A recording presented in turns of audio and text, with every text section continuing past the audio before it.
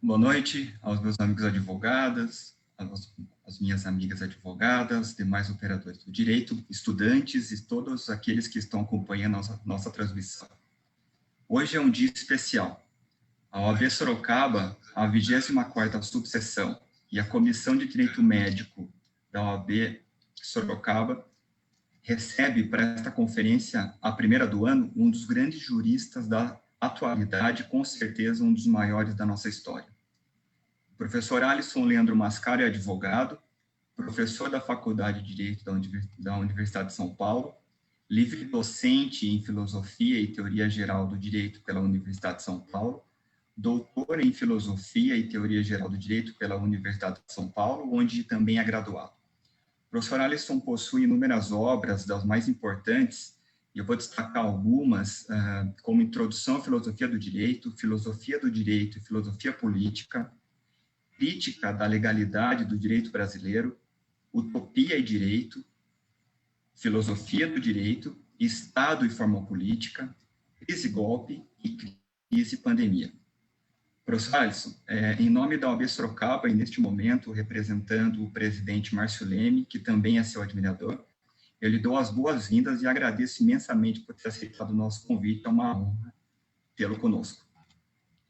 Obrigado, meu estimado Alain Kozireff. Uma alegria revê-lo e uma alegria falar aos amigos e amigas da Ordem dos Advogados do Brasil, de sua subseção de Sorocaba, em nome do presidente desta subseção.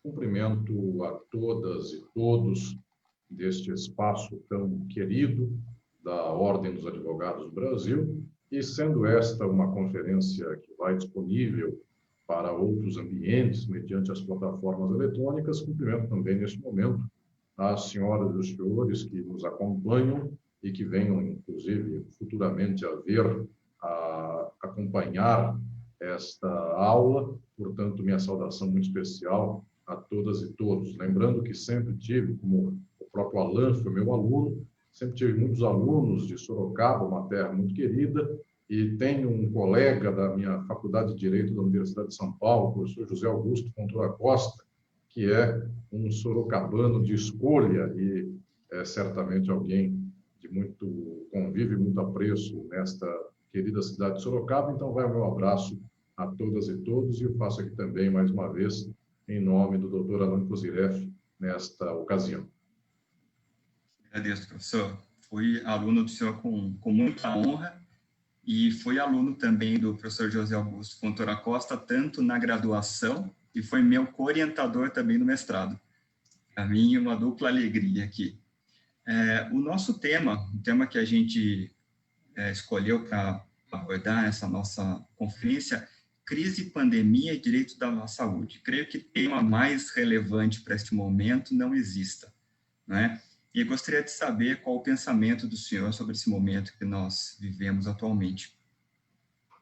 Muito bem, agradeço, Alain, e eu quero, nesta ocasião, então, nesse momento, falar a advocacia brasileira a partir da nossa advocacia paulista, mas também a todas e todos os interessados nesta reflexão acerca da crise, da pandemia e do direito da saúde. Pretendo, neste momento, fazer esta reflexão, nesta conferência, tratando destes três eixos da análise, a começar daquele que, eventualmente, é o mais difícil, porque é o que abrange um arco temático, estrutural, também um tempo histórico mais amplo, que vem a ser a crise. Depois, tratarei sobre a pandemia, que está localizada no nosso tempo, então ela é, de alguma maneira, um fenômeno que se acopla à crise social, e também, por último, então, falarei sobre as questões do direito da saúde, como repercute, como, inclusive, é intimado pelo tempo presente, pela crise, a se pronunciar na atualidade. Pois bem, senhoras e senhores, eu quero, neste momento, tratar da crise como sendo um fenômeno histórico central para que pensemos, inclusive, o quadro das nossas desventuras da saúde no Brasil e no mundo nos dias atuais. Eu tenho insistido em muitas ocasiões com o tema do pensamento sobre a crise social e, em especial, desenvolvi uma obra acerca desse tema, que é o livro Crise e Golpe, publicado pela editora Boitempo há 2 anos, exatamente há 2 anos, embora esta obra seja também, um pedaço dela, uma compilação de intervenções minhas, reflexões, textos que vim escrevendo já há alguns anos, desde 2014 até chegar ao ano de 2018. Pois bem, nesta obra eu insisto com uma questão central. O nosso tempo presente está, sim, em um momento de crise. Nós não podemos desconhecer esta estrutura de crise na nossa sociabilidade contemporânea. Esta crise é uma crise não apenas pontual. Uma crise pontual, ela existe em um lugar, mas não existe em outro. Um país, mas ela não se dá também em outro lado. Portanto, ela seria aqui adstrita a um momento ou a um espaço singular. Pelo contrário, esta crise é uma crise geral do modelo de sociabilidade, da economia e do modo de produção.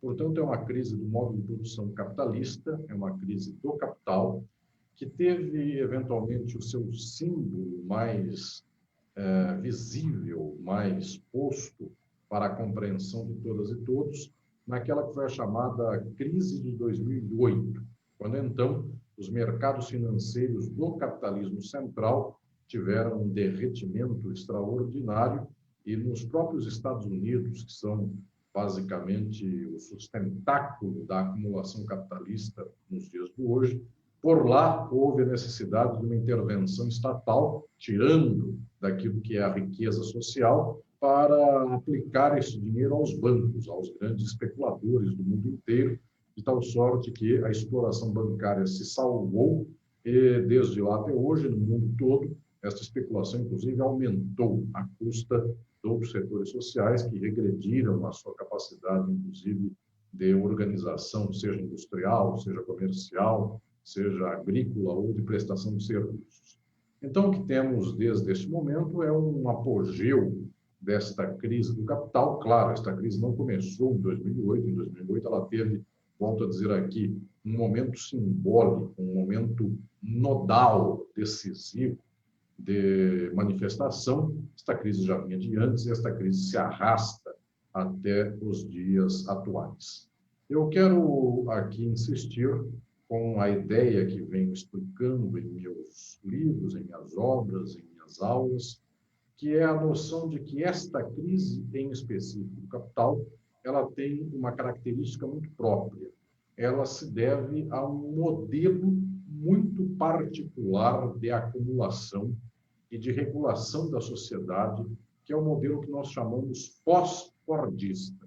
Alguns chamam, de modo um pouco mais banal, um pouco mais pela rama, alguns chamam esse fenômeno de neoliberalismo. Podemos até dizer que é a mesma coisa, embora o neoliberalismo dê conta de um aspecto do problema, mas não do quadro geral do nível econômico. Pois bem, a partir da década de 1970, o capitalismo buscou romper com as amarras institucionais que permitiam a acumulação, mas a partir de um certo momento, pela crise da acumulação das sociedades fordistas, então o que se viu foi uma tentativa de romper com os limites estatais, os direitos sociais, e permitir uma maior acumulação do capital. E, efetivamente, isso se deu, o capital pelo mundo todo foi quebrando os direitos sociais. As senhoras e os senhores que sejam do direito do trabalho percebem que desde a década de 70 no mundo o movimento foi de perecimento das categorias do direito do trabalho. No Brasil, inclusive, isso teve um enorme salto nos últimos anos. Em 2017, pós-golpe de 2016, nós tivemos efetivamente uma quebra dos direitos trabalhistas, tivemos um retrocesso majestoso no sentido de impacto relevante naqueles que são os direitos previdenciários. Tudo isso se deu nos últimos anos. Mas isso começa na década de 70 e, basicamente, o movimento mais amplo do neoliberalismo e do pós-fordismo toma impulso com Margaret Thatcher na Inglaterra e Ronald Reagan nos Estados Unidos. Então, a década de 80 é que começa a fazer a caminhada de combate às proteções sociais e às amarras institucionais do capitalismo que se conheceu no século XX. Claro, nós tivemos uma experiência de laboratório deste pós-fordismo e deste neoliberalismo, que foi uma experiência atroz, inclusive uma experiência nociva à população e à história desta sociedade, que foi o golpe militar do Chile, perpetrado contra Salvador Allende, isto em 73, quando então um sanguinário ditador, um general traidor, inclusive da pátria, porque traiu ao próprio presidente Allende, que lhe confiava o Ministério da Defesa, este nocivo homem, que a história lembrará como um dos piores crápulas do nosso tempo, que foi Augusto Pinochet. A partir dele, então, mediante uma série de atores sociais neoliberais, o Chile se tornou uma plataforma desta visão de mundo neoliberal. Inclusive, atual ministro da Economia do Brasil partilhou deste espaço neoliberal chileno, e esta ideia está se repetindo aqui também, mediante um governo de condução militar, como se dá aqui no presente.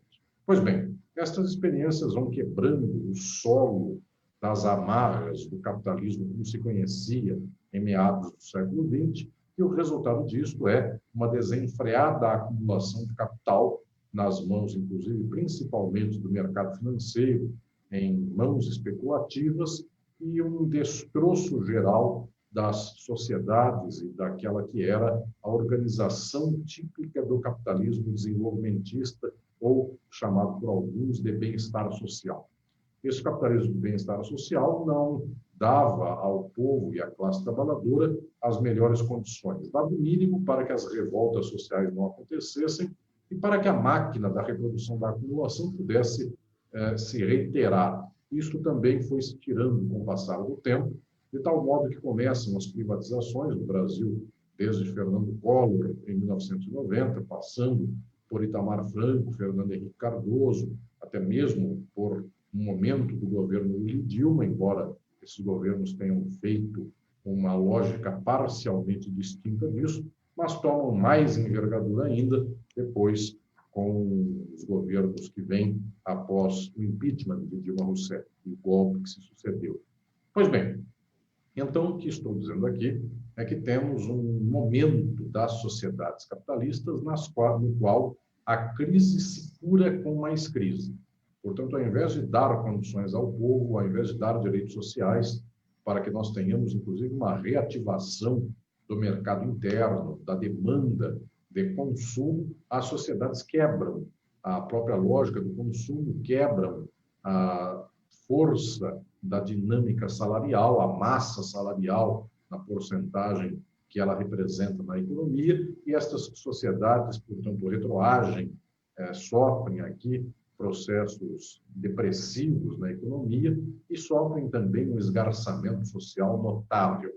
Então, nós observamos, no dia de hoje, no qual estou fazendo esta conferência, uma montadora dos Estados Unidos, já de muitas décadas no Brasil, chamada Ford, ela, no dia de hoje, declarou sair do país, então fecha suas fábricas, desemprega milhares de pessoas e suas famílias, então, são jogadas às piores condições possíveis, porque o Brasil, nos últimos anos, não tem plataforma de desenvolvimento econômico capitalista. O neoliberalismo é uma máquina da desgraça, de tal sorte que quanto mais se vende a ideologia da desgraça, mais desgraça vem. Quanto mais desgraça vem, mais o povo fica desesperado e mais a ideologia que organiza a sociedade se aproveita do desespero para fazer esta sociedade beirar a extrema-direita. Isso tem acontecido no Brasil, isso tem acontecido nos Estados Unidos. Nossos irmãos e irmãs da população estão sendo cada vez mais levados a um desespero social que é bastante instrumentalizado por aquelas e aqueles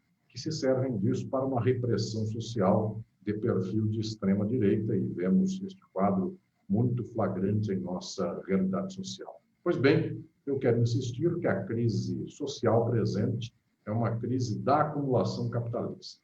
Portanto, não gostaria que as senhoras e os senhores analisassem um quadro social sem que tivessem em mente que, se não alcançam a determinação material da crise, aquilo que é o seu coração, aquilo que é a sua razão de ser, todo o resto é tratamento perfunctório, todo o resto é incidental, é lateral, não alcança aquela que é a verdade da crise social presente. Esta é uma crise do capital, com os meios que o capital tem e com o interesse do capital, dos grandes capitalistas. Esta crise só aumenta, porque isto é lucro para os bancos, isto é lucro para os especuladores.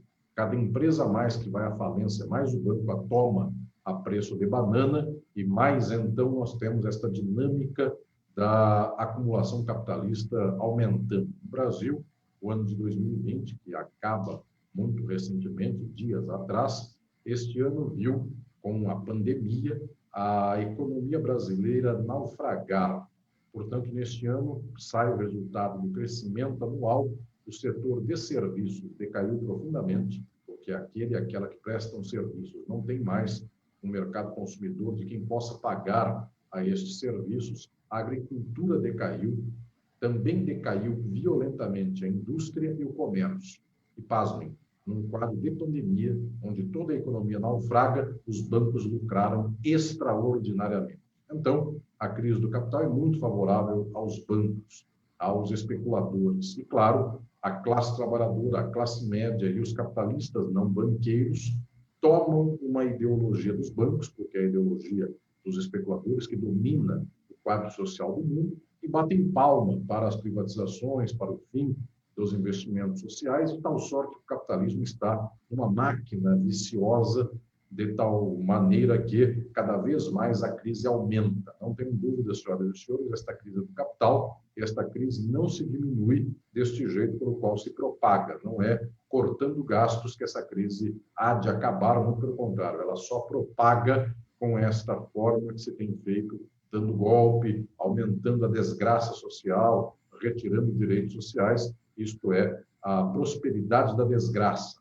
que se vê já faz muitos anos em nossa realidade brasileira e se vê também nos Estados Unidos. Cada vez mais que os Estados Unidos quebram proteções sociais, quebram uma lógica mínima de desenvolvimentismo progressista, inclusivo, os Estados Unidos perdem, inclusive, a posição majestática de dianteira da economia mundial e, eventualmente, para aquilo que ele foi ao final da Segunda Guerra Mundial, que era detentor de 50% do PIB do mundo, hoje agora ele deve estar em 1/4 do PIB do mundo, e a China provavelmente já está quase o alcançando em termos de PIB total, se é que já não alcançou, e a tendência é que os Estados Unidos não freiem esta decadência relativa, há de perder cada vez mais espaço em face da China e em face de outros países. O Brasil é o último resquício de golpe que tivemos. O Brasil estava bem instalado, inclusive, mediante os BRICS, para ter alguma relação com China, Índia, Rússia e África do Sul, e o Brasil foi tirado, mediante um golpe, destas fórmulas e caminhos de um certo desenvolvimento também contraditório, mas um outro desenvolvimento do capital que foi levado às garras estadunidenses, cujo resultado é a perda da Petrobras, é a perda das empresas nacionais, das construtoras, como a Odebrecht, a entrega da Embraer, que foi devolvida depois de terem tomado todos os projetos de avião da Embraer, então tomaram e devolveram de graça com esta hecatombe que se vê, portanto, no próprio país. Pois bem, sei que, inclusive, aí em Sorocaba havia filiais da Embraer e toda esta planta industrial foi se perdendo com o passar do tempo. Pois bem, então o que estou dizendo é que neste quadro da crise econômica nós temos aqui uma crise que prospera também, porque ela tem que passar por esse aspecto, ela prospera para o campo político. Uma sociedade que busca acumular cada vez mais nas mãos de cada vez menos pessoas e que entrega desgraça social para os outros, é uma sociedade na qual os instrumentos políticos, via de regra, são instrumentos de repressão social e de golpe. Portanto, cada vez mais nas últimas décadas, nós abandonamos o direito do trabalho e prestigiamos a repressão penal estatal. Portanto, as polícias, os militares, cada vez mais têm que ter um papel incisivo de repressão dos grupos que não encontram meios de afirmação econômica, e o que vemos, então, é um encarceramento de massas, um encarceramento, inclusive, numa lógica aqui de estrutura racista da sociedade, via de regra, o encarceramento de negros e negras. Basta observar o que os Estados Unidos fizeram no ano passado, quando houve protestos contra a morte de um cidadão estadunidense negro, e os protestos foram altamente perseguidos, e quando, na semana passada, já em 2021, protestos de brancos de direita nos Estados Unidos puderam entrar no Capitólio dos Estados Unidos, no Congresso Nacional, e nada lhes foi feito, ou muito pouco foi feito, em termos de repressão. Então, a repressão tem cara, tem cor e tem classe social. Pois bem, este quadro é um quadro político. Nós vemos a repressão aumentando. A própria estrutura jurídica vai deixando de lado aquela que era a ilusão doce que as pessoas tinham de que o direito pudesse ser um instrumento da inclusão, e o direito passa a ser o que é, um instrumento da própria exclusão, um instrumento da repressão, e mediante, inclusive, golpes jurídicos, nós tivemos uma série de atuações políticas, como o golpe de 2016, tive a ocasião de falar sobre isso no meu livro Crise e Golpe, volto a lembrar dele, porque em 2016 foi todo um processo jurídico, judicial, inclusive mediante a Operação Lava Jato, que depois foi revelada nas suas entranhas por uma tal Vaza Jato, mas se soube daí que não havia, então, nenhum princípio minimamente estabelecido de imparcialidade da magistratura, havia um acordo bastante frequente, diálogo muito frequente entre Ministério Público e magistratura, sentenças em tribunal, acórdãos de tribunal que majoravam penas de perseguidos políticos, indesejados politicamente, inclusive chegavam à proeza de estabelecerem a mesma métrica penal para o apenado, como se deu com o ex-presidente Lula, de tal sorte que esse quadro impacta o plano político, impacta sempre para pior, impacta sempre para o perecimento de espaços democráticos e, portanto, para a ruína desta quadra social. Volto a lembrar aqui, os Estados Unidos são, eventualmente, o berço majoritário disso e também vem uma ruína das suas instituições no tempo presente. Pois bem, este quadro econômico passa pelo político e passa pelo jurídico.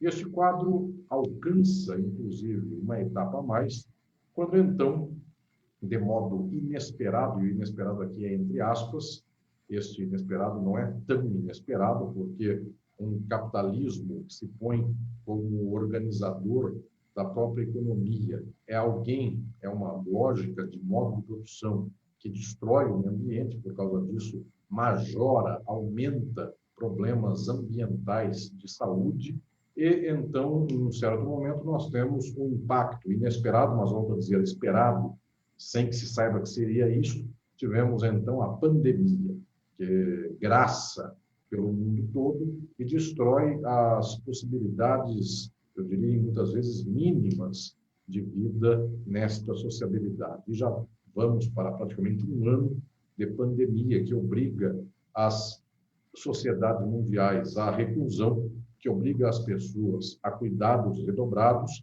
e sociedades que não têm especial preocupação pelo impacto da pandemia sofrem de modo violento. Nos dias de hoje, é bom que eu diga isso, porque eventualmente esta conferência possa ser vista no futuro por pessoas daqui décadas, e é bom que se saiba disso. Até o dia de hoje em que falo para a OAB, neste momento, mais ou menos 1/3 das mortes do mundo são devidas a 2 países, Brasil e Estados Unidos. Então, a governos como Trump e Bolsonaro, que tem muito pouco cuidado, para não dizer nenhum cuidado, ou até mesmo um descuido estrutural com as questões de saúde destes 2 países. Somados, Brasil e Estados Unidos, nós temos, eventualmente, 600 milhões de pessoas. Não chega a 600 milhões de pessoas, os 2 países. Pois bem, se o mundo tem 8 bilhões de habitantes, 8 bilhões e meio de habitantes, É muito absurdo que 1/3 dos mortos esteja nesses dois países, porque de 8 bilhões, 1/3 tem que ser 2 bilhões e pouco de pessoas.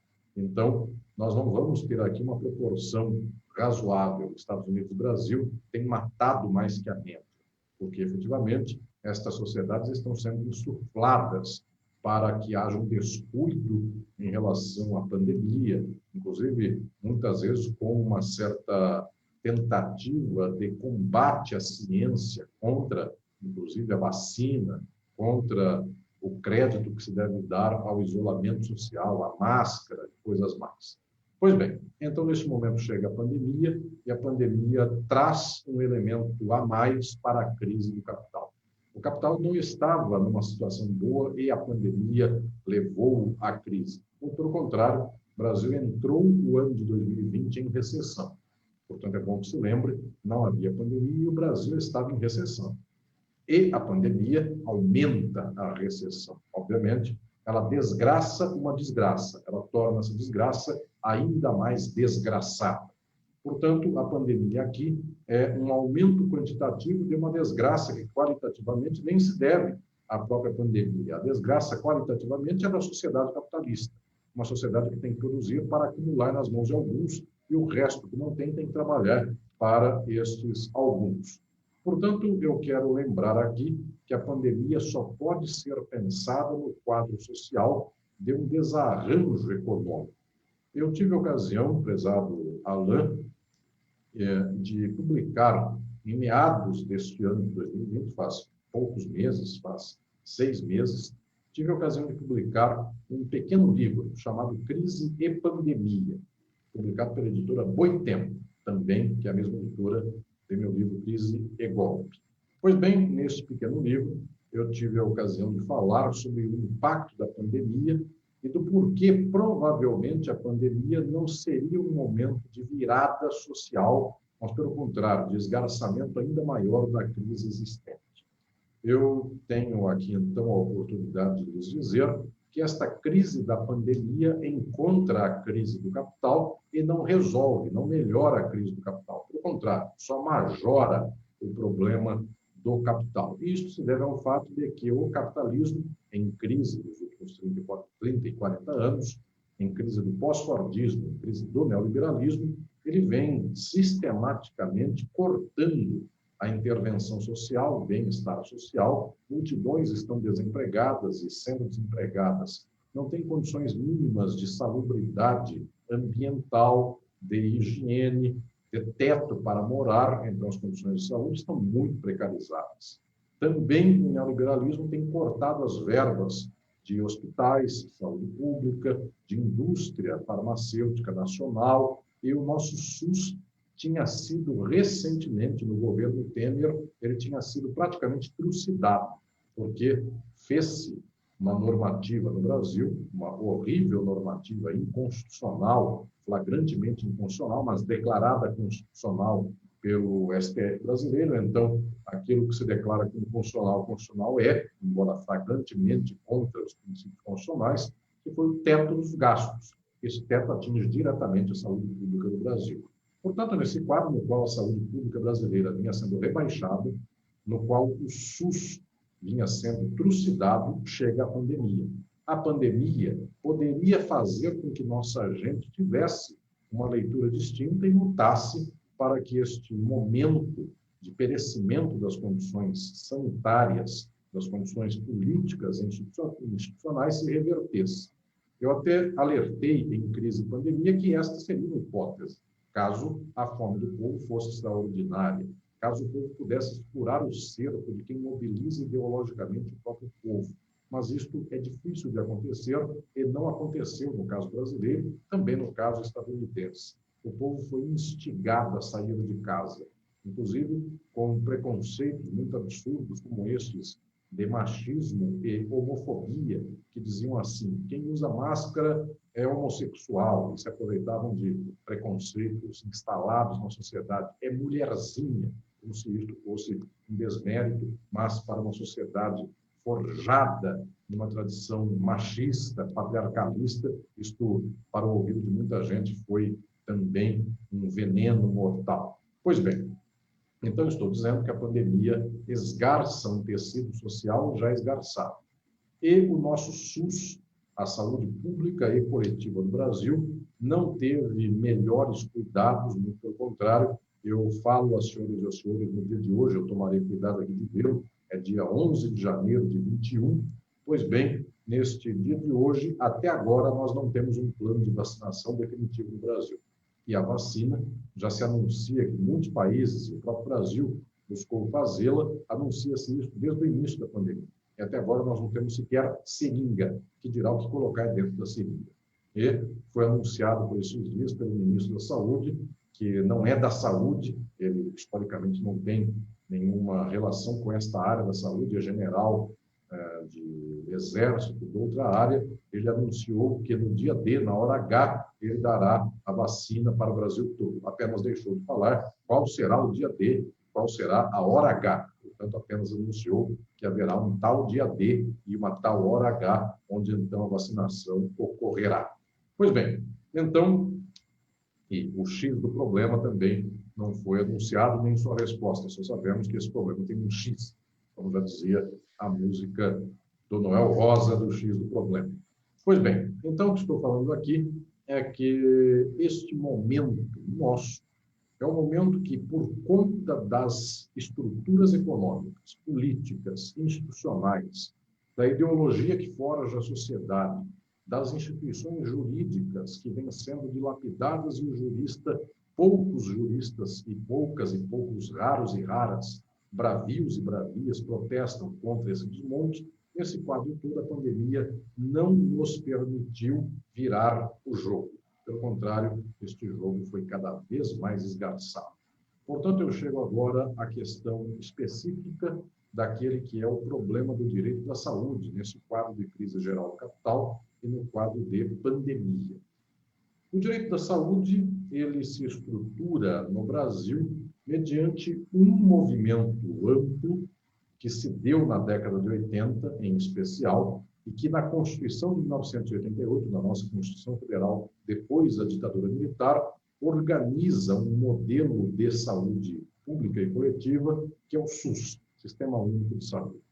Esse modelo para o Brasil é um modelo bastante louvável, dada a tradição nossa de ausência de cuidados universais com a saúde, porque desde Vargas, em especial, nós temos cuidados com a população trabalhadora do país, mas esses cuidados são relativamente focados. Então, tivemos, antes do próprio INSS, tivemos o INPS para trabalhadoras e trabalhadores, mas em algum momento, com a Constituição de 88, nós alcançamos aqui esta saúde universalizada. Esse modelo brasileiro, que tem bastante virtude, é um modelo que se aproxima de alguns modelos europeus, como, por exemplo, o inglês, antes de Margaret Thatcher, porque Margaret Thatcher surgiu para quebrar o modelo de saúde pública da Inglaterra, para que se fizesse dele um modelo de saúde paga, e o Brasil, então, teve esse modelo do SUS que nunca conseguiu ser implantado totalmente, porque a Constituição de 88, que é uma Constituição, inclusive,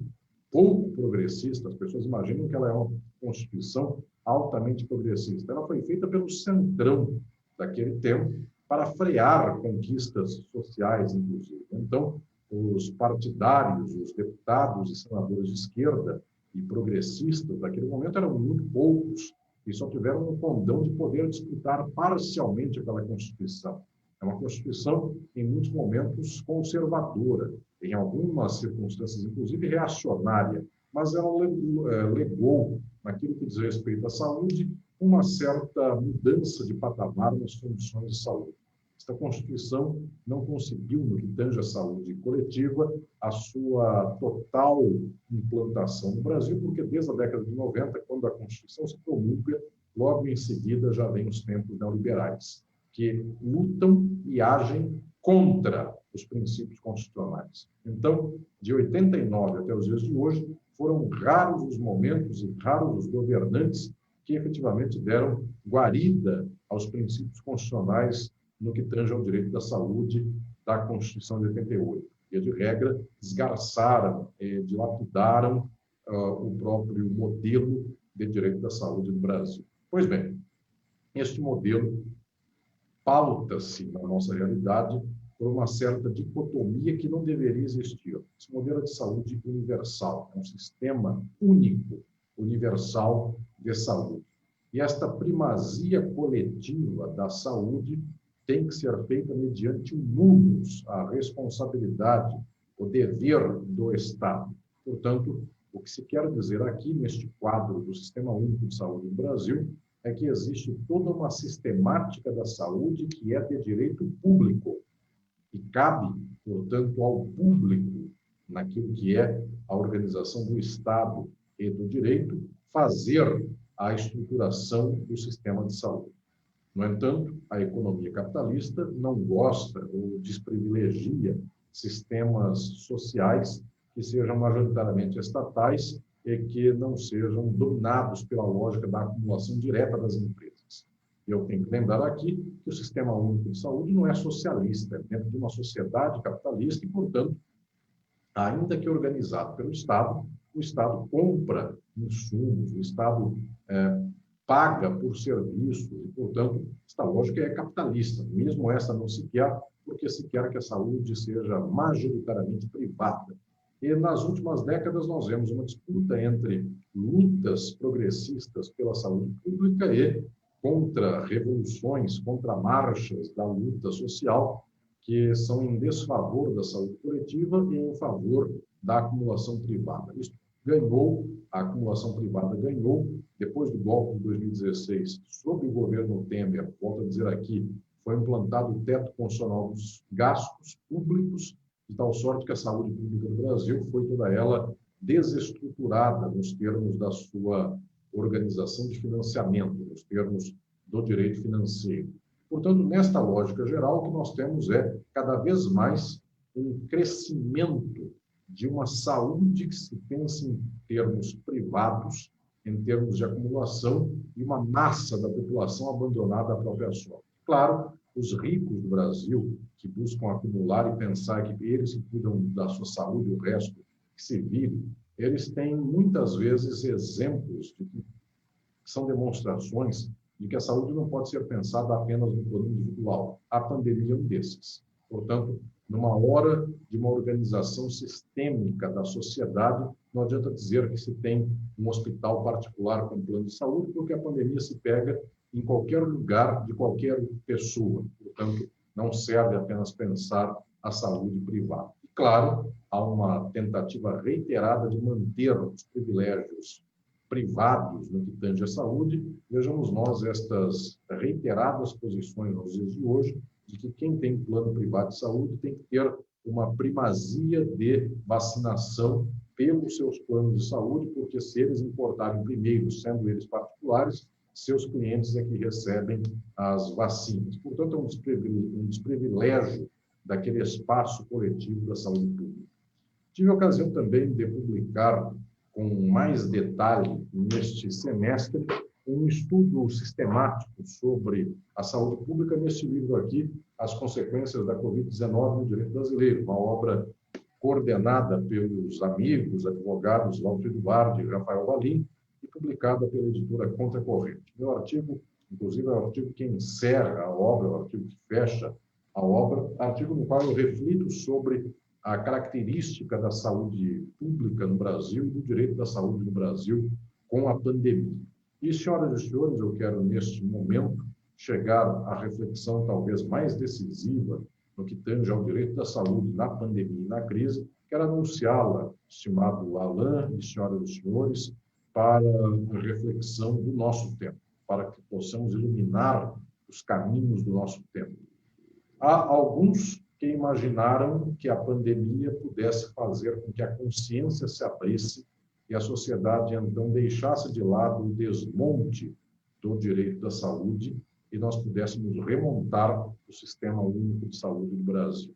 Eu insisti nesta obra que publiquei, bem como em Crise e Pandemia, que havia uma hipótese, ainda que remota, de chacoalharmos a sociedade e de fazermos com que a sociedade pudesse se levantar contra esta lógica de acumulação. Para isso, deveria se movimentar o próprio aparelho ideológico que forma a sociedade. Portanto, nós deveríamos poder chegar às pessoas furando o cerco da televisão, das redes sociais, do WhatsApp, que até hoje fala contra a vacinação, de muitos setores de igrejas que também falam contra a vacinação, porque Deus não gosta da vacinação, ou porque, em casos absurdos, que inclusive, ainda que minoritários, mas eles circularam, de pessoas que anunciaram que a vacina poderia trocar o sexo das pessoas, e mais absurdos que foram levantados historicamente. Daqui a 100 anos, quando estudarem o nosso tempo, verão que mais ou menos o absurdo foi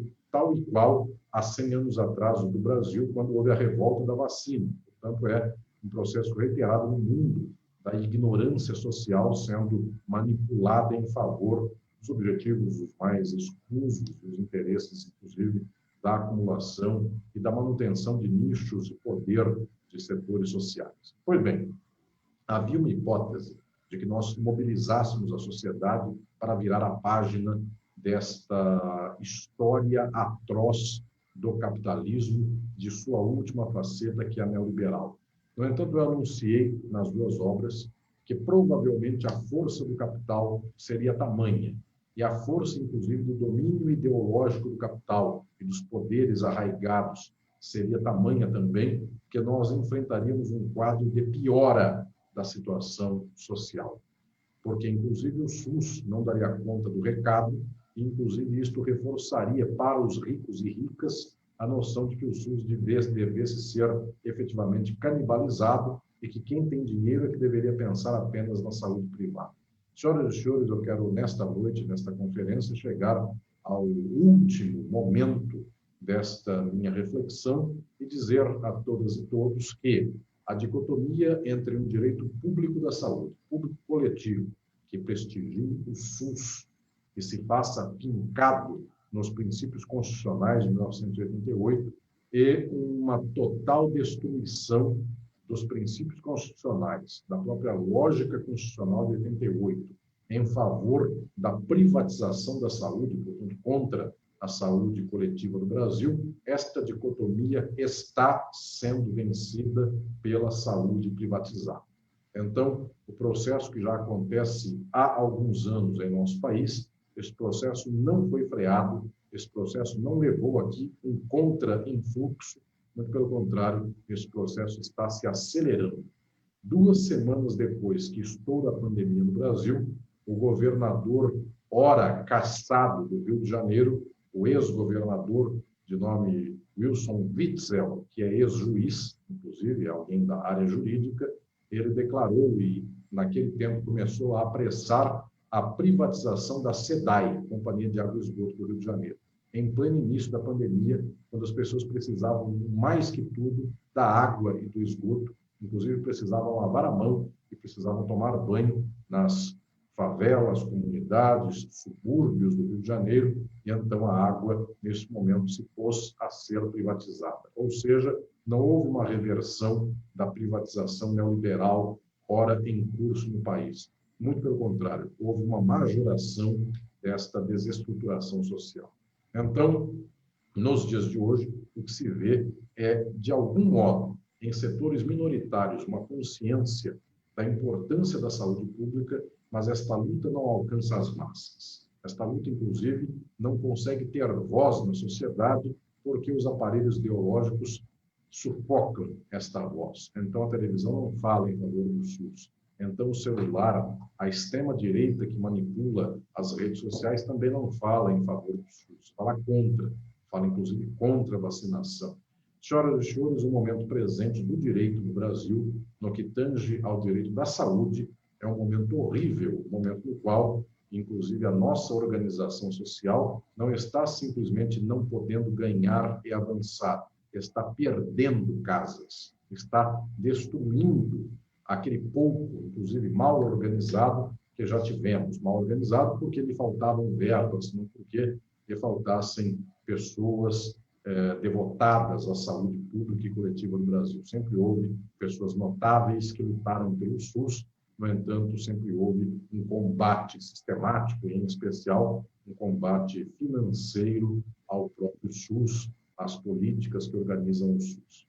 Pois bem, meus prezados e minhas prezadas, eu fiz questão de que a minha primeira conferência do ano eu a falasse à OAB eu me pronunciasse para a OAB, para o nosso Estado de São Paulo, para a OAB Paulista, e aqui, em específico, para, mediante a sua subseção de Sorocaba, falo mediante ela para todo o país, eu quis, nesse pronunciamento, vos dizer que a pandemia não retrocedeu à crise existente. Tampouco fez com que a marcha de decadência do direito da saúde pudesse ser revertida. A pandemia se somou perfeitamente à crise do capital, e o perfeitamente aqui quer dizer, ela aumenta a crise do capital, ela aumenta o morticínio da nossa gente, ela aumenta o esgarçamento das condições sociais do nosso povo e o movimento dos últimos anos de destruição da saúde coletiva do Brasil em favor de uma saúde privatizada.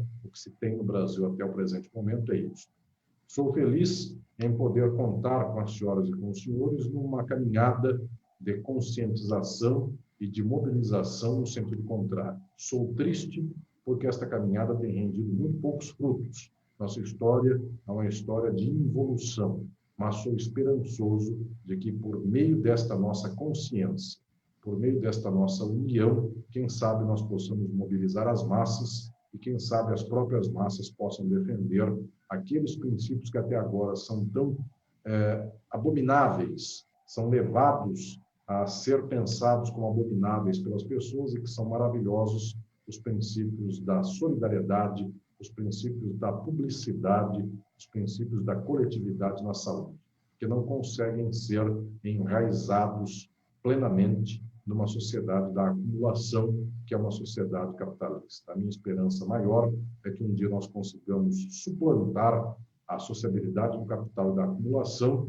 e nós possamos ter o controle dos meios de produção pelas massas trabalhadoras do mundo. Neste dia, a saúde será uma bandeira da primeira ordem, porque se o povo controla o seu tempo, se o povo controla a sua produção, o povo também há de controlar as possibilidades da saúde. E então, um dia, para além do modelo de organização social capitalista que temos, quem sabe poderemos produzir em uma sociedade socialista e fraterna, também possamos produzir saúde em abundância para a nossa gente e para todos nós.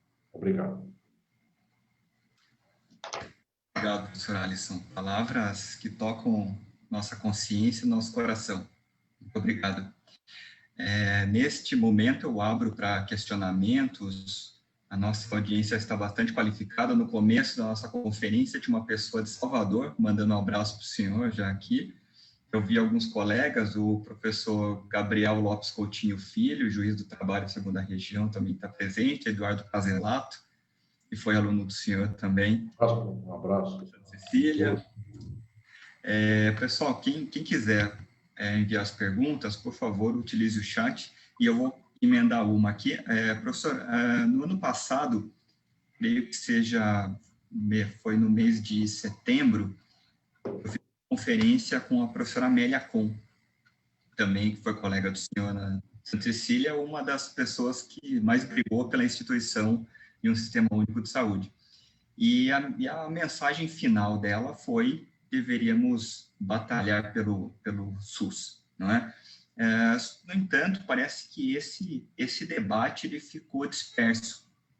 Ele existe pontualmente, mas a gente está discutindo vacina. E eu ouvi esses dias o senhor numa conferência online, falou: o SUS não tem seringa, não é? A gente está discutindo se tem vacina ou não, mas o SUS não tem seringa. E muitas vezes, algumas cortinas de fumaça chegam numa briga entre o governo federal e o governo do estado de São Paulo, um querendo manchar o plano eleitoral do outro. E por que a gente não consegue ter um debate qualificado, né? Por que a gente não discute o SUS, mas a gente discute se vai tomar vacina, se vai virar jacaré, se vai virar homossexual? E vou aproveitar também dessa experiência do senhor como professor, onde que a gente errou como sociedade que a gente não consegue estabelecer uma conversa qualificada? Perfeito, Alan. Eu agradeço a reflexão e cumprimento a todas e todos que nos acompanham nesta ocasião. A minha tese central no que tange à saúde é de que a saúde é um dos espaços contemporâneos decisivos para a acumulação do capital em crise. Quero ser bastante expressivo no que vou aqui explicar às senhoras e aos senhores. Existem setores que, historicamente, são os setores do capital, bancos. Então, os bancos, historicamente, são privados. Alguns países têm bancos públicos, e esses bancos públicos, inclusive, no presente momento, têm sido dilapidados. Hoje, também, é dia de hoje, 11 de janeiro, hoje foi anunciado o fechamento de não sei quantas centenas de agências do Banco do Brasil e de demissão de não sei quantos funcionários. Portanto, de milhares de funcionários. Mais pessoas cujas famílias serão desgraçadas. Mas, via de regra, a lógica dos bancos é uma lógica que já tem um domínio privado faz muito tempo. No Brasil, ainda tem banco público para ser canibalizado em favor da acumulação de dois grandes bancos privados. Eles ainda têm como pegar na mão grande os bancos públicos. No México, pegaram isso na década de 90. O México não tem mais bancos mexicanos. São todos eles estadunidenses ou europeus, basicamente estadunidenses, de tal modo que toda a lucratividade do México vai para os Estados Unidos na hora. Portanto, isto é uma característica que vai acontecer, está acontecendo com o Brasil nesta marcha neoliberal. Pois bem, o que estou dizendo é que existem setores que tradicionalmente são da marcha da acumulação do capital. Alguns setores eram mais reservados para o ambiente público, o setor público. A saúde era um desses.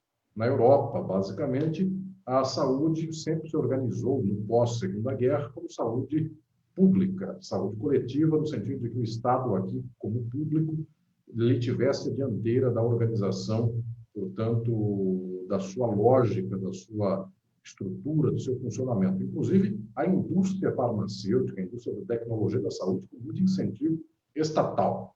Também no Brasil, nós tivemos isso com o SUS. O Brasil é mais recente em termos de saúde pública, não é como a Europa do pós-Segunda Guerra. O Brasil, basicamente, conhece a saúde universal, o Sistema Único de Saúde, a partir de 1988. A querida professora Amélia Cohn participou, inclusive, desse momento de debate, de forja do modelo do SUS no país. Pois bem, e tantos outros mais. O que estou dizendo é que, nesta caminhada, a saúde hoje é, eventualmente, um dos espaços decisivos para que o capital possa acumular de modo fácil. Porque, sendo a saúde estatal, é pegar na mão grande a saúde e o lucro é extraordinário. Portanto, se nós canibalizarmos a saúde brasileira, a saúde pública brasileira, as pessoas que quiserem um hospital ou que quiserem um tratamento terão que pagar. E, por conta da saúde, elas pagam, muitas vezes, um valor exorbitante. Elas quebram a vida delas para pagar o tratamento de uma doença. E, muitas vezes, uma família fica numa condição, inclusive, desgraçada, que é a condição de não saber o que fazer. Ou ela acaba com a sua vida toda no sentido financeiro e social, ou ela deixa um familiar, um ente querido morrer. É desgraçado o que se passa na saúde quando ela esgarça aquele que é o seu espaço público. É o que está acontecendo com os Estados Unidos nas últimas décadas. Há pessoas que efetivamente não conseguem pagar a conta do hospital e essa conta passa por gerações. Isso é desgraçado. Pois bem, então, nos dias de hoje, nós não conseguimos defender o SUS. Eu vou lhes dizer por quê. Porque o capital quer acabar com o SUS. É uma das grandes fronteiras hoje da apropriação do capital.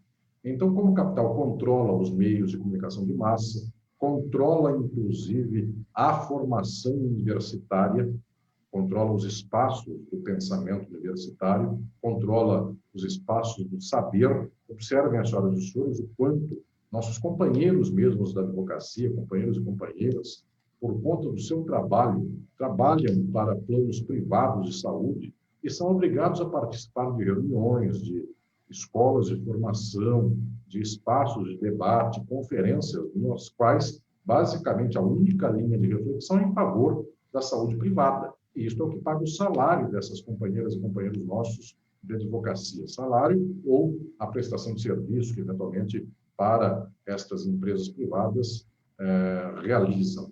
Portanto, o que estou dizendo aqui é que, efetivamente, o capital controla a mente das pessoas no que tange o direito da saúde, no que tange a privatização do direito da saúde. Por causa disso, é tão difícil lutar contra o desmonte do direito público da saúde. contra o direito coletivo da saúde, porque efetivamente as pessoas que estão lidando com essa área, boa parte delas é empregada do capital. E como falar contra o capital? E pior, não é nem falar, as pessoas simplesmente aprendem a partir de uma palestra que escutam, de um livro que leem, que a saúde é mais bem gerida nas mãos privadas do que públicas. Este é um mantra, que é horrível e é errado. Só que esse mantra tem sido falado reiteradamente. E muitos dos nossos companheiros e companheiras da advocacia vivem em trabalhos da saúde privada, aprendem isso e acreditam nisso. E, no que tange ao Ministério Público e magistratura, quantas e quantos dos magistrados, procuradores e procuradores de justiça também não têm certeza de que o Estado é um Estado que não sabe gerir, então eles preferem, em particular, ao público. Inclusive, havia uma moda nos anos passados de bancos e empresas dessas monstruosas de planos privados de saúde bancarem reuniões de magistrados e promotores, em geral, na beira da praia, em resorts, hotéis de luxo, para que se discutissem teses jurídicas, todas elas em favor do capital e contra o SUS. Então, quantos magistrados e magistradas não foram a estes eventos, a estes converscotes, que deveriam ser proibidos, inclusive, porque a magistratura e o Ministério Público não deveriam participar de eventos bancados pelo capital, deveriam simplesmente receber seus proventos e, com aquilo, ter a sua subsistência. Pois bem, mas quantos ouviram esta cantilena e acreditaram nisso? Então, é muito difícil, nos dias de hoje, nós virarmos o jogo. Inclusive porque eu volto a falar no caso da advocacia, porque falo aos senhores e senhoras advogados e advogadas da OAB. Eu quero dizer a todas e todos que, via de regra, numa sociedade onde os empregos são tão poucos, onde o espaço da prestação de serviços cada vez mais vem diminuindo, efetivamente, tantas e tantos vendem o seu trabalho para a iniciativa privada no que tange às questões de saúde e passam a acreditar nisso. É exatamente esta a tristeza nossa, porque tem pouca gente que possa falar em favor do direito público da saúde, em favor do direito coletivo da saúde, em favor do SUS. Inclusive médicas, médicos, enfermeiras, enfermeiros, todas e todos os profissionais de saúde que estão engajados no SUS, eles sofrem, eu diria, uma espécie de bullying ideológico, porque a toda hora eles dizem que o SUS é uma porcaria, o SUS está falido, ou coisas assim, e chega a haver aquele e aquela que eventualmente jogam toalha e dizem, puxa vida, é uma desgraça mesmo, porque o hospital particular ele é mais bonitinho, por lá a máquina do café sai um café melhor, e aqui no hospital público só a gente faz o quê? Dá vacina para todo mundo, a gente atende todo mundo com pouco recurso. É muito heróico o que faz o SUS. E tão pouco ele tem sido louvado e pouco tem sido cultivado. Então, eu quero poder dizer aqui às senhoras e aos senhores, prezado Alain, a partir de sua indagação, que a questão central é que não adianta defender o SUS sendo toda a sociedade estruturada para a acumulação. Só é possível defender o SUS e a saúde coletiva se nós lutarmos contra a lógica social da acumulação. Porque, então, se lutarmos contra a máquina da acumulação, aí, obviamente, o SUS é um dos movimentos óbvios e necessários e urgentes de um mecanismo de organização da sociedade, não pelo lucro, mas pelo valor de uso das coisas. Como já dizia Marx no século XIX. Aí as coisas não são mais valor de troca. Numa sociedade que superou o capitalismo, as coisas valerão pelo que se usa das próprias coisas. Então, a vacina por causa da doença e etc. E não só a vacina, porque vão pagar muito por ela, porque ela custa caro. Então, é sair da lógica da acumulação. Eu poderia até dizer aqui, como gentileza a quem tem pouca exigência científica, eu poderia dizer, vamos gritar mais alto em favor do SUS, vai que as pessoas escutam. Eu tento fazer isso. Sei que várias e várias de vocês tentam junto comigo. Alain foi meu aluno. Sei que Alain partilha destas minhas reflexões de pensar a saúde pública como sendo nossa meta e a saúde coletiva como sendo a nossa busca de uma caminhada, portanto, em favor do SUS. Mas sei, senhoras e senhores, que não adianta só este grito dos que querem gritar. É preciso que nós rompamos com um modelo que faz com que o grito de quem grita em favor do povo seja abafado e o grito da acumulação seja sempre próspero e batam palma para ele. Então, eu volto a lhes dizer, sem uma marcha geral de emancipação em face de uma lógica que está sangrando o mundo inteiro, sangra o meio ambiente, que é só para acumulação, sangra a indústria e a produção, porque é só para o lucro, sangra a educação, que é só para ter emprego, para ver se ganha um centavo com isso, não pela beleza, pela ideia, pela verdade ou pela amplitude do saber, é só para ganhar dinheiro. Nesta sociedade que é toda ela da acumulação, por que a gente vai conseguir defender a saúde se todo o resto vai contra? Então, é preciso lutar contra a privatização da saúde, porque é preciso lutar contra a sociedade privatizada. Só assim se salva a saúde. Então, é só mudando a chave do modelo econômico que nós conseguiremos mudar a saúde. Eu poderia vos dizer, volto a falar aqui, desta pequena esperança de que nós pudéssemos convencer o povo de que o SUS tem que ser defendido. E a sociedade é contra o SUS, mas, eventualmente, uma ou outra pessoa fala em favor e vai que isso dá certo. Esta tentativa tem sido feita faz 30 anos, e 30 anos ela tem dado errado. Isso é porque nós precisamos mobilizar o povo contra a totalidade das estruturas sociais que só marcham para a acumulação. Se nós lutarmos contra isso, se nós vencermos a marcha da acumulação, aí, por obviedade e por necessidade, a saúde será coletiva e ela será melhor. Obrigado, professor. Nós temos aqui uma pergunta da minha colega, a doutora Laís, mas eu creio que seja a mesma que eu já fiz. Então, e ela está dando parabéns pela exposição para o senhor. Eu tenho também um outro questionamento aqui do professor Gabriel. Eu sou um grande amigo, juiz do trabalho da segunda região. Ele também parabenizou o senhor pelas mensagens, e ele está questionando a seguinte situação: não seria a hora de escancarar nas mídias sociais que o ressarcimento ao SUS é uma obrigação legal das operadoras de planos privados de assistência à saúde, de restituir as despesas do SUS no eventual atendimento de seus beneficiários?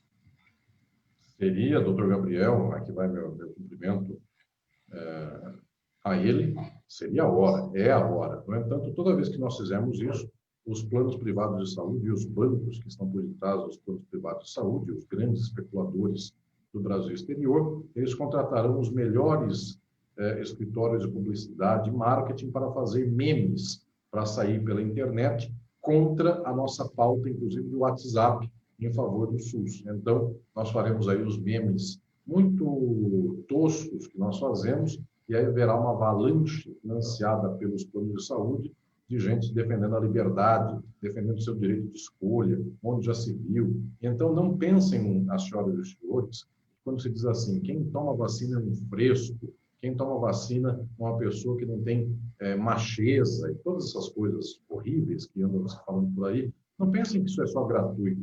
Por detrás disso existe efetivamente uma alta lucratividade da indústria privada da saúde, que quer efetivamente que o povo vá à desgraça em face do SUS, porque então o povo deverá demandar serviços hospitalares, deverá demandar serviços fármacos e tantas outras questões que por aí há e que serão privadas. Então, é chegada a hora de gritarmos, mas eu já sei que o nosso grito terá um contra-grito ainda mais exacerbado, porque o capital sabe fazer melhor porque paga mais. E quem paga em favor do SUS, quem defende o SUS, a gente que está fazendo isso aqui na luta, na raça. Mas, claro, nós precisamos mobilizar a nossa gente, precisamos efetivamente falar cada vez mais.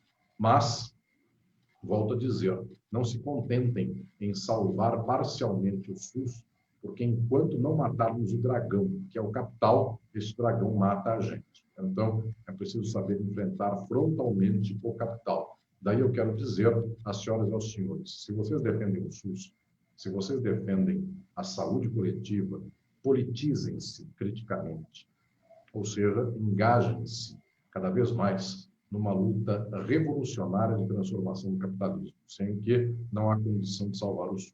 Sem o que, toda vez que eu defender aqui uma planta industrial nacional de vacinação, como a do Butantan ou da Fiocruz, uma empresa do exterior faz uma contra-propaganda dizendo que no Butantan não sei o que aconteceu por lá. Na Fiocruz existe não sei o que, e assim vai sucessivamente. Ou seja, enquanto capital houver, toda luta é vã, na medida em que esta luta tem que ser ainda maior. Portanto, eu estou conclamando as senhoras e senhores para que lutem muito, mas lutem com ciência, lutem com determinação e lutem contra os piores dragões, que são os estruturais. O SUS é um reflexo da sociabilidade capitalista, então nós precisamos lutar contra as duas coisas, contra a privatização da saúde, mas também contra o capital, que privatiza a própria saúde. Lutando contra os dois, nossa marcha é mais difícil, no entanto, a vitória é a única possível, e o dia em que ela vier, efetivamente, os ganhos serão duradouros. Temos mais duas perguntas, já nos encaminhando para o final. O professor Henrique Romão, professor aqui do Sorocaba, da Uniso, economista, ele está questionando: professor, o senhor entende que, pela vontade política do executivo, qual seria o papel do legislativo na ampliação dos investimentos públicos para aquecer a economia? Professor, vai a minha saudação. O quadro atual do Brasil é um quadro no qual elegeu-se uma plataforma de campanha governamental que está sendo cumprida na prática, uma plataforma contra o direito do trabalho, contra os direitos sociais, contra os bancos públicos e contra o investimento. Essa plataforma foi preferida por mais brasileiros do que outra plataforma que, no segundo turno, falava uma coisa mais matizada do que isso. Não fosse muito diferente, mas era, via de regra, menos neoliberal do que esta que aí está. Portanto, esta política é a política do executivo, é a política do legislativo. O legislativo brasileiro é neoliberal, em maioria, de direita neoliberal. Isto foi uma vontade do povo, porque o povo vem sendo mobilizado nos últimos anos ideologicamente para ver e ter valor naquela que é a plataforma da direita. O povo não foi ensinado de que, na Revolução Francesa, a esquerda foi a esquerda da Assembleia Nacional que defendeu o povo. O povo foi mobilizado para defender a direita, que naquele momento era o capital, eram os nobres, eram todos que defendiam a ordem dos ricos. Então, o povo hoje defende os ricos. O povo crê que é bonito ser de direita, e isso é um dessabor do próprio povo. Quantas vezes as coisas assim não se dão nas sociedades? As pessoas são constituídas para pensar contra seu interesse, e elas pensam, muitas vezes. Então, o que estou falando aqui, senhoras e senhores, é que o atual momento do Brasil é um momento no qual o neoliberalismo e a ideologia do capital está presente no executivo, está presente no legislativo e em boa parte do judiciário. Então, eu não também tenho nenhuma ilusão, tenho escrito sobre isso, Crise e Golpe, boa parte dele dedicada a esta questão. O mundo judiciário do Brasil ele tem preferência por leituras neoliberais. Então, não é de todo raro encontrarmos um magistrado ou um procurador de justiça que sejam neoliberais. É a maioria. Inclusive, eu posso dizer da minha experiência de tantos anos que tenho alunos de mestrado, doutorado e pós-doutorado, que são magistrados, procuradores, advogados, e tantos anos nos quais eu falo para praticamente todos os tribunais do Brasil, de todas as áreas, dando cursos de formação para desembargadores, membros do Ministério Público, também para a OAB, como estou fazendo aqui na noite de hoje, mas a OAB de São Paulo, as senhoras e os senhores sabem, estão convidados, inclusive. Eu tenho uma cátedra de reflexão sobre a educação do advogado e da advogada lá na Escola Superior da Advocacia. Convido a todas e todos para que acompanhem, podem inclusive ver o curso que ministrei neste ano de 2020. Então, eu quero dizer que, basicamente, o mundo jurídico também é um mundo, em boa medida, neoliberal, porque o neoliberalismo forma a cabeça das pessoas mediante o grande capital que tem os meios de comunicação de massa. Então, depois disso aí, depois que forma na Faculdade de Direito uma pessoa conservadora e reacionária, nos termos aqui econômicos e sociais, a pessoa será advogada, procuradora, promotora, delegada, juiz de direito e coisas mais. Portanto, a base é esta. E quando a imprensa, quando os meios de comunicação de massa empresariais, todos eles defendem a privatização, são contra o SUS e são a favor do neoliberalismo, como é que nós vamos ter um povo contra isso? O povo efetivamente gosta de um pensamento neoliberal porque é ensinado a ele de que se ele cortar a CLT, então ele terá emprego. E muita gente pensa assim nos dias de hoje. Muita gente foi instrumentalizada a pensar contra a CLT, contra o SUS, em desfavor da nossa própria gente. Então, mobilizemos-nos para uma virada de página que não é só da ideologia, também não é só da privatização da saúde em favor do SUS. É uma virada de página da nossa história recente, que é toda ela capitalista, neoliberal, que precisamos urgentemente, em todas as instâncias, em especial nas massas, levar o nosso povo a um posicionamento crítico em face do presente. Agradeço, professor. Nós estamos encerrando. Eu gostaria de agradecer novamente o convite. Para mim está sendo uma honra estar aqui de frente ao senhor. Respeito o seu trabalho, sou fã. Tenho alguns livros físicos, esse Utopia e Direito, gosto muito. E o Filosofia também, além de outros e-books. Esse eu tenho a alegria de ter uma dedicatória. Beleza. Acho que a gente precisa enfrentar a saúde pública, esse debate. Nós precisamos ser propulsores desse debate, a gente precisa induzir esse debate. A Comissão de Direito Médico e da Saúde da Ordem, da OAB Sorocaba, ela se propõe a trazer esse debate. Nós trouxemos a Amélia, a professora Amélia, o senhor contribui muito com a gente sobre isso. A gente gostaria de criar um espaço qualificado aqui que a gente possa trazer essas visões para que a gente possa, como eu disse, eu particularmente sinto falta desse debate qualificado. Então, que seja a OAB Sorocaba ou a OAB Nacional que possa trazer esse debate qualificado. Professor, o presidente Márcio Leme está também dando parabéns para o senhor aqui pela conferência. Um abraço ao doutor Márcio Leme. Gostaria de agradecer a todos que acompanharam, que fizeram os questionamentos, as pessoas que vão rever isso no futuro. Professor Alisson, gostaria que o senhor desse as palavras finais, para que a gente possa encerrar e começamos esse ano com chave de ouro. Muito obrigado. Obrigado, prezado Alan Kozireff. Mais uma vez, uma alegria vê-lo. Brilhante aluno meu, que eu tenho a alegria de ver caminhando cada vez mais na luta e na estrada de pensamento e ação no campo do direito da saúde, que me é tão caro, é um campo especialmente que me toca e há tanto tempo trabalho com estas reflexões e com estes problemas jurídicos da saúde. Eu quero cumprimentá-lo e cumprimentar a todas e todos que me acompanharam, me acompanharam nesta noite, me acompanham já de outras ocasiões.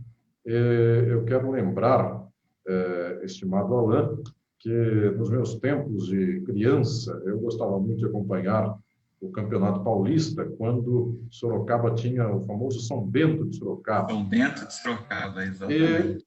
Exatamente o São Bento, não esse de Sorocaba, mas o da história, conta a lenda que a cobra o picou e a cobra que morreu, não ele, São Bento. Então, ele basicamente era um protetor da saúde em algum momento, porque esta cobra, que também é símbolo da saúde, ela não serviu para matar alguém. Então, que aproveite esse símbolo vosso aí do São Bento de Sorocaba e, quem sabe, nós consigamos fazer no nosso tempo com que a saúde consiga reverter esta cobra da má saúde, que é o desmonte da saúde coletiva no Brasil, e, quem sabe, ela pique uma sociedade que faça esta cobra morrer, e não a sociedade morrer. Portanto, eu tenho muita energia e tenho muita esperança de que o nosso povo possa ser mobilizado. Que esta palavra que eu tenho falado, e nesta noite aqui falei a todas e todos, que ela possa ser levada adiante, mas em especial, que as massas possam se mobilizar, não apenas para a saúde, porque não é só ela possível de ser resolvida num quadro social, todo ele de desestruturação e de acumulação, de exploração e de opressões e dominações.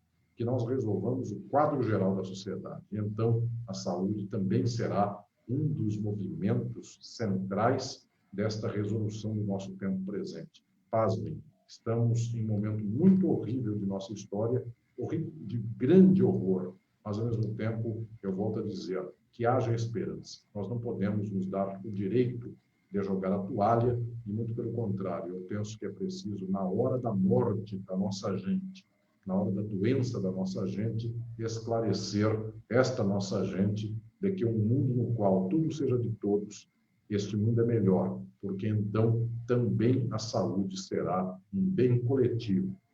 E também, então, nesse dia, nós poderemos deixar para trás em nossa história a doença como uma pré-história da humanidade e poderemos nos fincar na saúde como grande passo de uma longa estrada para cumprirmos o que a humanidade tem de melhor. Boa noite, muito obrigado. Muito obrigado, professor. Obrigado mesmo. Boa noite, pessoal. Até a próxima conferência online. Muito obrigado. Tchau, tchau.